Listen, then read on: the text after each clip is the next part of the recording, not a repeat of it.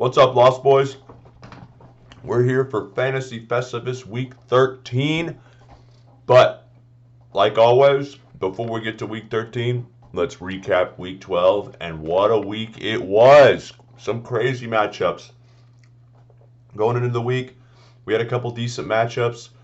We'll start with Denny. I want to start with the Denny and the Two Shoes because he's clinging. He's clawing. The white hair is plowing through the snow like a minx in the wintertime with his claws out. He does not want to give up this playoffs. It makes that loss I think he had against Jace a couple weeks back so much more infuriating because he's right there. He's 6-6. He's in 5th place. He took down the first place team Cass. Denny's team's looking pretty good. He's on a roll. He's won 2 in a row. He could have easily have won like 4 in a row if he would have won that game a few weeks back. But he is not letting go. It's tough because he's still a game behind Ryan, game behind Matt. He's 2 games behind Cass. But the bigger thing, unfortunately for Denny, is he's about 100 points behind Ryan. And that's going to be the differentiating is when it comes to 100 points, odds are you're not going to make that up over 2 weeks. You could easily, but Ryan's team's pretty good. That means we have 3 weeks left. Denny's going to have to win 2 and have Ryan lose 2, or Matt lose 2, in order for him to get in. Speaking of the guy he beat last week, Cass, he is in a free fall. He had another couple injuries this week. Darnell Mooney's out for the year. Travis Etienne got hurt last week, got him 0. It pretty much cost Cass the game. And yeah, I mean, his team is just getting hit with injuries. Who's plowing through it earlier in the year because his opponents weren't scoring very much. And he had Cup and Kelsey as his floor. But Cup goes out. Kelsey's still the man, but Cass's team is just decimated by injuries. He built up such a huge lead in points and record that it's almost going to be impossible for him not to make the playoffs. But honestly, he's lost 2 in a row. I wouldn't be surprised if he loses the next 3 games and goes into the playoffs, losing 5 in a row. I don't think it's going to cost him a playoff spot, but if for some reason the way the matchups work out, there's technically a way Cass could lose the rest of his games and miss a playoff spot, but I don't see it happening. I think he maybe wins 1. He ends up as the 3 or the 4 seed around with Ryan and Matt.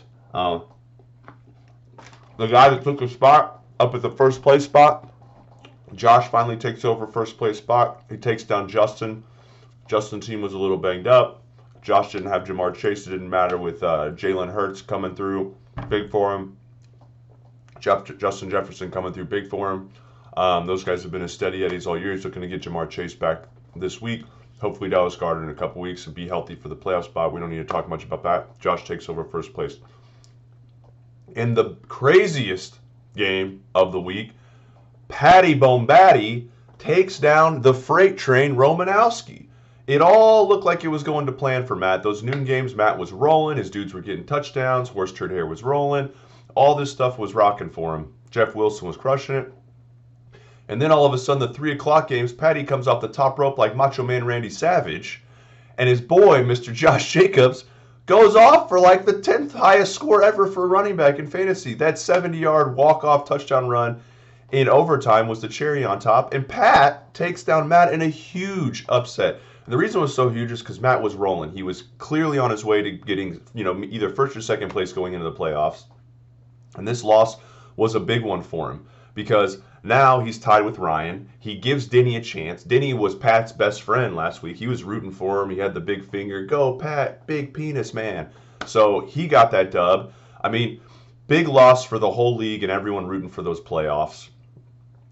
Justin lost last week. He's still 6-6. He still has a shot the same way Denny does. So it looked like the playoffs were clearly cut. 4 teams a week ago. Now it's a little bit trickier. Ryan got the victory. He took down Tim, obviously. So Ryan 7-5, Matt 7-5, Denny 6-6, Justin 6-6. Jace all of a sudden's won 2 in a row. He's 5-7. He's kind of out of it though. His points are too low and he's just a little too far back. But Pat with the big dub over Romanowski was the shocker last week. And that's the frustrating thing for Pat. It's got to piss him off so bad because he crushed it this year with his late round picks. Josh Jacobs, Miles Sanders. I mean, if you would have told Pat those 2 guys would be top 10 running backs, he'd be like, shit, I'm going to be undefeated. Instead of, Tom Brady, Dak, CeeDee's been pretty good, but like his team built around the Bucks and the Cowboys just hasn't worked out for him. I've talked about it on most of the year. Got to be frustrating. Patty, your team's really good. They showed out. You almost put 190 points. Just too little, too late. But keep crushing it, man. You're gonna play spoiler. The other game this week, we had Cal play Jace. I mentioned Jace won. That was about a 20-point game. Cal's team put up 142 points, which is not bad. Jace just put up 163. Jace's team's finally looking decent. Najee Harris is performing. So, but like Patty, too little, too late for that guy. So, we had some insane games last week. The playoffs are still 100% up in the air. We have 3 games left. Week 13, Week 14, Week 15.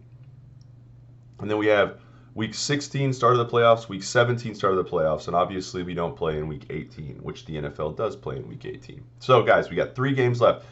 Those 6 teams are still all fighting for 4 spots. Like I said, I think Josh has it. He is clearly, he's 3 games ahead of anyone that's trying to fight, and he has a big point margin. Cass could fall out if he loses every game. I don't think he will. I think Cass will get a victory, but you never know. Fantasy's a crazy thing, and his team has been decimated. But Matt, Ryan, Denny, Justin, they are going to have a fist fight. And we're going to take that to segue us into this week, because we got some interesting matchups, boys. We're going to start with our game of the week. Justin versus Denny. This game, I'm going to call it the loser leaves town game, because these guys are both 6-6. They're both fighting for that 4th playoff spot. And the loser cannot afford to lose the game. They just can't. They don't have enough points to win any tiebreakers. They have to keep winning. It's going to be a tricky game. Like I said, Denny's team is much healthier. Denny's team is rolling. Justin's team is not right now. I'm going to go with Denny on this one. I think he keeps the streak rolling. I think he gets to 3 wins in a row, and I think he puts the pressure on Matt and Ryan. I think Justin falls out of the playoff spot. Unfortunately for him, injuries caught up to him. He didn't have a lot of depth coming out of the draft. And, Damian Pierce has kind of fallen off. Olave kind of got screwed with a touchdown last week. So either way, you never know. Anything could happen. But I got Denny winning this one. I just think his team is better. We'll see what he does with his quarterbacks. Denny's quarterbacks have always been the weak link all year. But he seems to have been getting a little bit more production out of them of late. Speaking of games of the week, we're going doubleheader game of the week. First time all year we have 2 games of the week. I mentioned Justin versus Denny. The next one, Matt versus Ryan. I mean, we got all these guys fighting, and they're playing each other this week. 3rd place playing 4th place. Matt was the hottest team in the league before Pat took him down last week. Ryan, I've always said his ceiling is insanely high. McCaffrey looked dirty. Then Elijah Mitchell came back and started taking points. Now Elijah Mitchell's out pretty much the rest of the year. McCaffrey's dealing with a knee soreness. Barkley's finally come back down to earth, but now he's getting production back from, Amon-Ra, and he's DeAndre Hopkins is doing dirty. So Ryan's team is super good. Matt, his team is still awesome. Even though he lost to Pat, he still scored a decent amount of points. Pat just scored 1,000,000 points last week. Matt's team is scary. Scary as hell. But watch Jalen Fields' health. Justin Fields' health. Justin Fields was getting Matt 30 to 40 points a week, which was insane.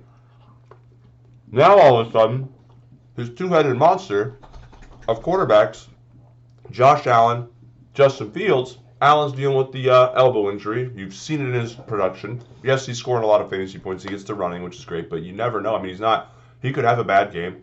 And Justin Fields, if anything happens to him and he takes another big hit, they might shut him down for the year if the Bears' playoff hopes are gone. So keep an eye on that for Matt. This is going to be a huge game. I have Matt taking the dub. I have him taking down Ryan. I think his team is just really, really good right now.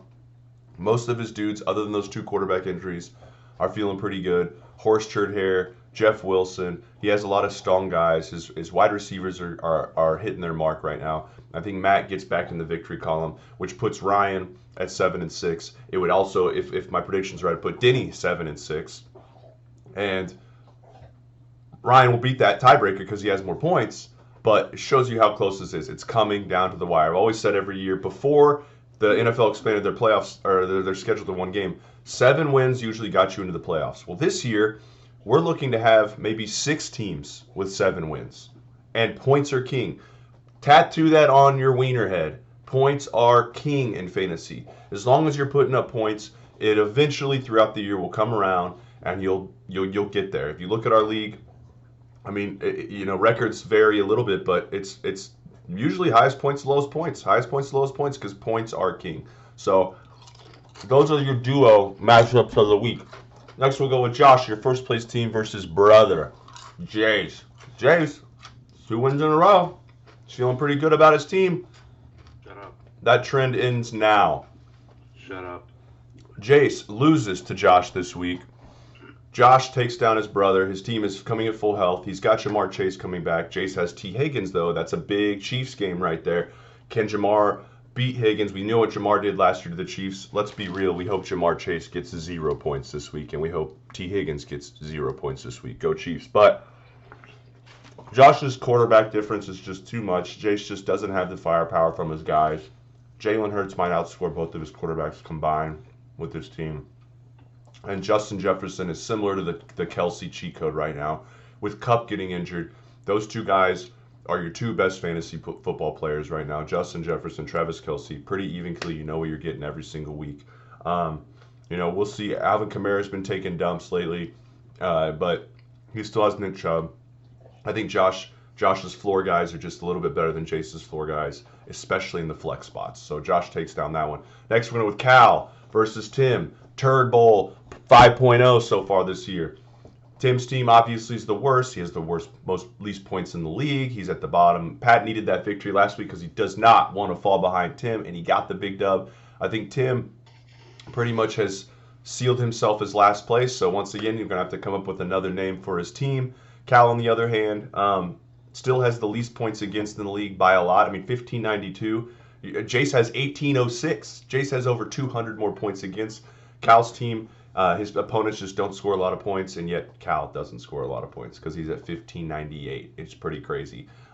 This is going to be a very, very low-scoring game, guys. I'm going to go with Tim in this one with the upset. Takes down Cal. I think Tim somehow places his lineup, sleepwalks his way through it, and takes down Gotham Rogues like the Joker in the night. Cal, it's going to be a brutal loss for you. Tim, a couple wins. Before you know it, Cal might be in last place. Cal, you need one more win. Make sure you don't get there. Next one. Last one. Titty Biscuits versus Cass. The sinking ship. The once heralded White Knight. Cass was sitting at top, dominating everyone, scoring the most points, having the least points most against.